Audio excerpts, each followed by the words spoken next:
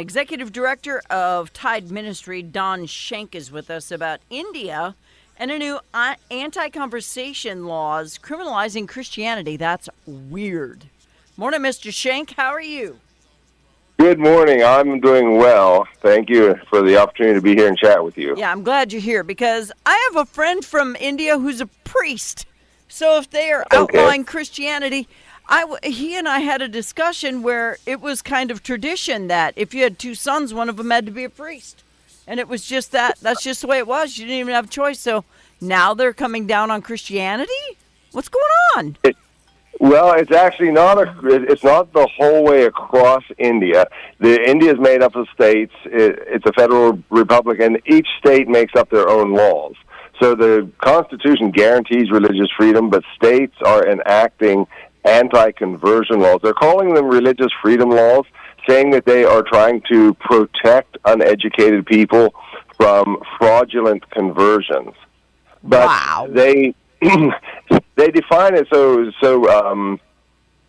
sometimes so vaguely, but also specific things that you're not allowed to do that could be termed fraudulent is to offer any kind of an inducement. So to speak about heaven as a reward, or to speak about eternal damnation, those are fraudulent inducement, or they are inducements. So to do anything, even distributing literature that could influence someone towards faith. So are they homogenizing the society, getting rid of faith completely, or are they what's the point behind this? The president of India has made it very clear that he wants the current prime minister of India has made it very clear that he wants India to be a completely Hindu nation. Oh, well, and so this is it. So it's not just Christians who are affected by these anti-conversion laws. It's also Muslims and other minority religions. So it's basically trying to cleanse the nation of anything that is not Hindu. Okay. Well, see, I knew there's always an ulterior motive here. So you get someone in charge who has I'm not even going to say the word I was going to say, a problem with Christianity, and then they go after people, and the people who don't listen end up paying a really, really high price. So most of India still is very strongly Christian, but this guy wants it to be Hindu.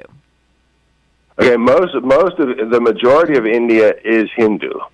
There's probably only about 2% of the overall population, over 1 billion people in India, and approximately around 2% officially who would profess to be Christian.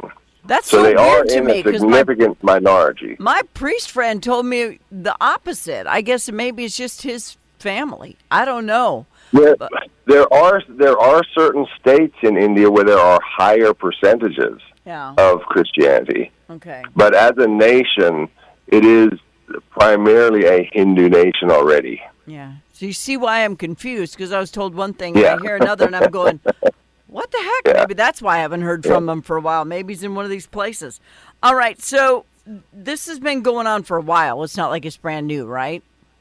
No, it has been going on. What has brought this to the attention is that the state of Chhattisgarh just revised and came out with a new, they're calling it Freedom of Religion 2026. And this is the one that makes it very, very hard for our boots on the ground, because we have a lot of outreach there. Mm-hmm. You know, within the first 3 months of this year, we had over 5,000 people respond to our radio broadcasts in multiple languages. And some of them write and they say, help us with literature, help us, I prayed with the speaker on the radio. Now what? So engaging in those discipleship activities, we have village workers all throughout India. For them to go and meet with someone and to disciple them is seen as an act of conversion. And in this new act, when they've revised it now, they've said that mass conversions are illegal. But what they define as a mass conversion is 2 or more people at the same time an event. So if a village worker visits a home where somebody's asked to hear the gospel and husband and wife both profess faith, that is mass conversion, and he is now liable for persecution, either a fine or even a jail sentence. Wow. I wonder what happens when I get a tech expert from India and I'm like, on everything that's holy, if you don't help me, I swear to God, I wonder what they're doing over there, hoping nobody's listening. It's like, what the? That's just crazy. And let's all be clear. Hindu is perfectly cool with Islam. So they're brother religions, kind of. Well, in this case, in India, again, I'm sorry, I got to correct you again, but in India, they don't even want Islam in India. I know they don't. They want Hindu, but they have no problem with Islam. They'll stand side by side and like give each other high fives. They don't care what the Islam religion is doing. As long as they're doing it outside of India. Exactly. But I'm just saying, the Islamic people don't generally go after Hindus because, well, they eventually will, so get ready, India. All right, so tell people what the Tide Ministry is in the time that we have left. Okay, basically what we do is we work with indigenous groups to help them create and utilize their own media outreach. So in India, we are working with different speakers, different pastors to help them put a radio program on. Now, we beam that in on shortwave from outside the country, so India can't stop that, but they can persecute the pastors on the ground. So we help them to preach the gospel in their own language to their own people, also train them how to do discipleship, how to plant churches, and how to train up leaders for those churches. So in a nutshell, that's what we do. If anybody that wants to know more, just go to thetide.org. Yeah, and do it. And that's what earbuds are for. That way nobody knows what you're listening to.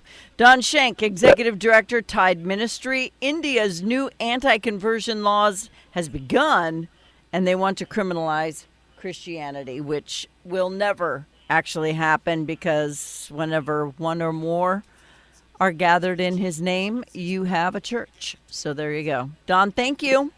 Yep, thank you. Appreciate it. Bye-bye.